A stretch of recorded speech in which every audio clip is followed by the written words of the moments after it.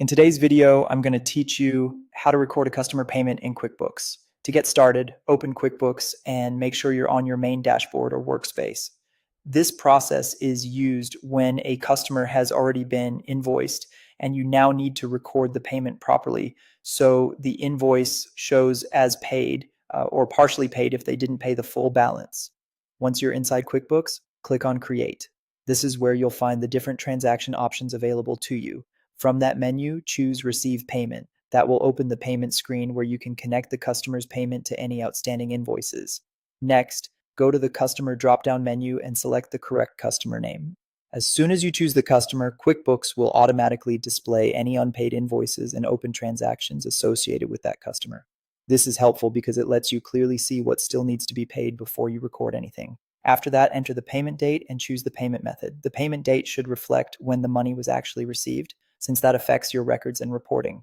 For the payment method, select the option that matches how the customer paid, such as cash, check, or another accepted method. Keeping this accurate can make reconciliation easier later on.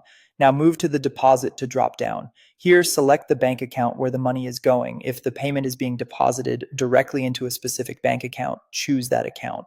If you plan to group several customer payments together and deposit them at the same time, select undeposited funds instead. This gives you more flexibility and helps match your QuickBooks records to your actual bank deposits. Next, apply the payment in the Outstanding Transactions section. Find the invoice the customer is paying and select it. QuickBooks will use that selection to link the payment to the invoice, which is what updates the customer's balance correctly. If the customer made only a partial payment, don't leave the full invoice amount in place.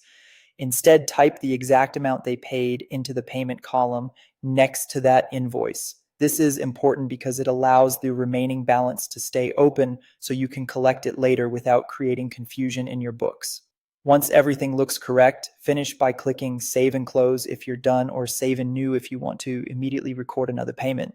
And that's it. You've successfully recorded a customer payment in QuickBooks in a clean and accurate way.